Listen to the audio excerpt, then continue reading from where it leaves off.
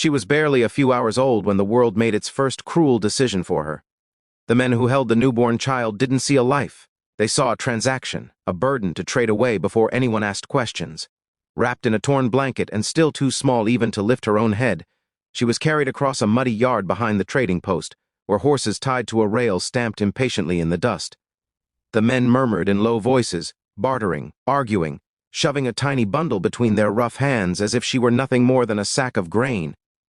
Their greed made them blind, but not everyone who passed through that place was blind. On that same morning, after a long ride through the chilled northern winds, a rancher named Colt Maddox guided his mare into the yard, squinting through the dust just in time to catch sight of the impossible, a newborn child being haggled over like property. Colt was a man of few words but of strong principles, the kind you didn't hear about anymore. He stepped down from his saddle, narrowed his eyes at the men, and asked a question he already knew the answer to: "What are you doing with that baby?"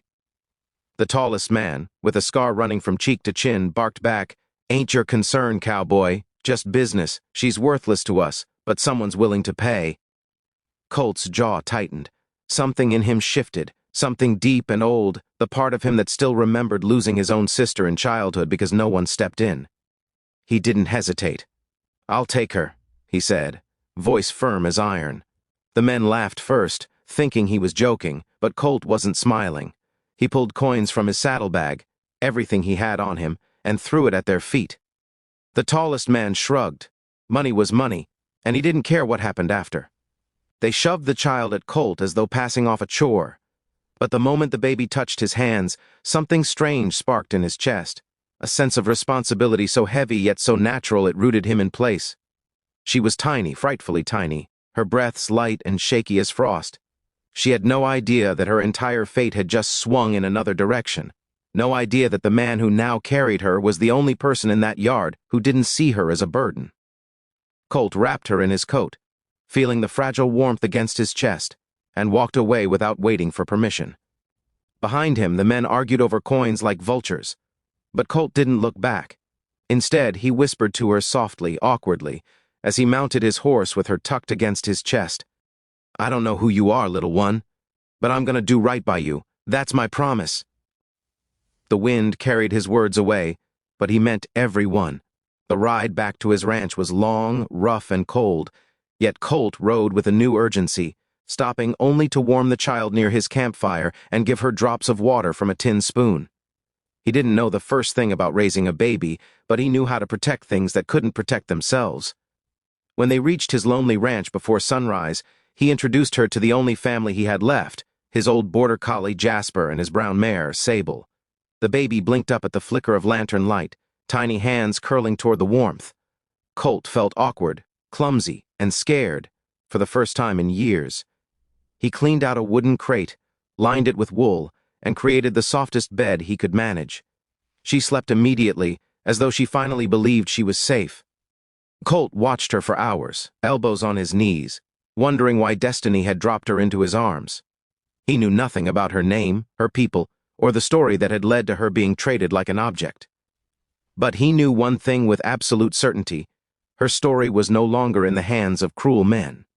And though Colt Maddox had never imagined himself raising a child, much less a child he found in the worst of circumstances, he made a vow that night, a vow carved into his heart: "Little one, I don't know where you came from, but I swear you'll grow up knowing love, safety, and dignity.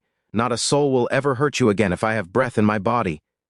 He didn't know then how much that promise would cost him. He didn't know how many people would come looking for her. He didn't know how deeply she would change his life. All he knew was that the smallest, most helpless life he'd ever seen was counting on him, and he would stand between her and the world itself if he had to. The child grew in the quiet shelter of Colt's ranch, her tiny presence filling the wide, lonely plains with a life Colt hadn't known he'd been missing. He named her Lark, because the first sound she ever made that resembled laughter came at dawn, soft and musical like the morning birds. Day by day he learned, clumsily, stubbornly, how to care for her, how to mix warm goat's milk just right, how to wrap her so she stayed, snug through cold nights, how to calm her when nightmares startled her awake. Jasper, the old collie, became her guardian, lying beside her crate each night as though standing watch. Sable, the mare, nickered softly whenever Colt carried Lark out to the paddock, the baby blinking in wonder at the morning sunlight. Months passed, and Colt transformed his ranch house, once silent as an abandoned chapel, into a home filled with blankets, hand-carved toys, and the soft sounds of a baby discovering life. But peace in the West rarely lasted long. Rumors drifted into town, rumors of men searching for a lost asset, men who looked suspiciously like the ones Colt had taken Lark from. At the saloon, ranch hands whispered about a group combing the frontier, asking questions, showing a scrap of blanket as proof. Colt heard these things and felt his gut tighten.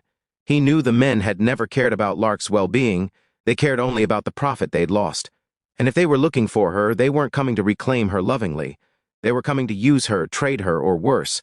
One cold evening, just as the sky went purple over the plains, Colt saddled Sable with shaking hands. He packed food, blankets, and a small pouch of coins. Then he stood at Lark's bedside, watching her sleep, her tiny fist curled around Jasper's fur. Colt whispered, "Looks like trouble's hunting us, little bird, but I'll be damned if I let it touch you."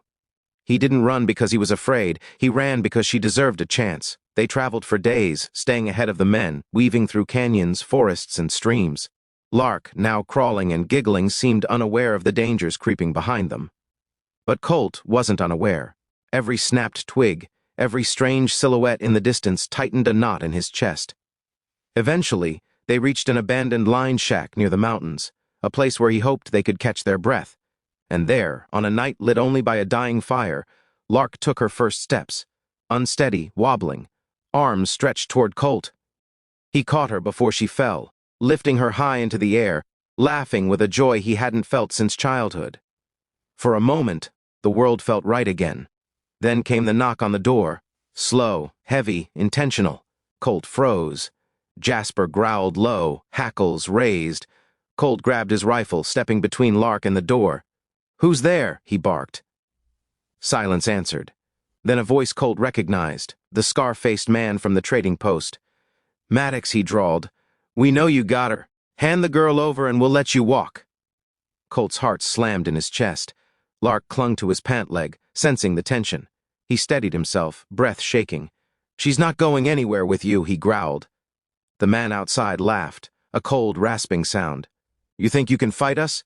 You're just one rancher. We're taking her back." Colt didn't open the door. Instead, he backed into the shadows, whispering urgently to Lark, "Listen, little bird. No matter what happens, remember this. I chose you. I'll always choose you." The door burst open in a crash of wood and dust. Men stormed inside. Colt fought with a ferocity born not of anger but of loyalty, swinging, blocking, shielding Lark with every breath. Jasper leapt onto one of the intruders, snapping at his arm. A lantern fell, flames licking the cabin walls.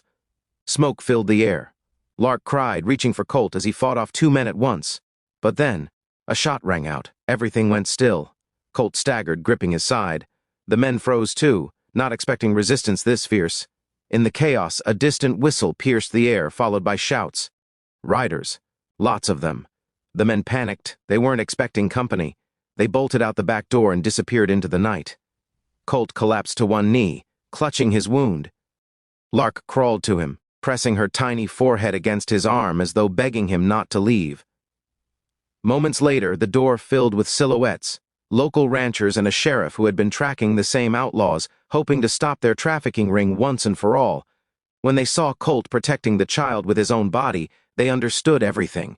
Days later, Colt awoke in a small frontier clinic, bandaged and weak, but alive.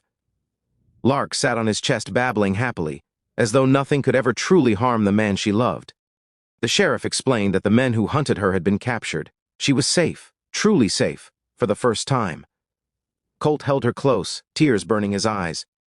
"You were sold before you could walk," he whispered to her, voice breaking. "But you will grow up knowing love. That was my promise, and I'm keeping it." And as the sun rose beyond the clinic window, painting the world gold, Colt Maddox realized something simple but powerful. He had saved her, but she had saved him too.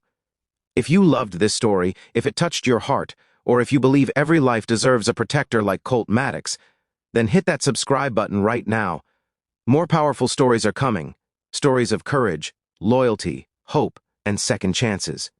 Subscribe, support, and stay with us for the next chapter of adventure and emotion.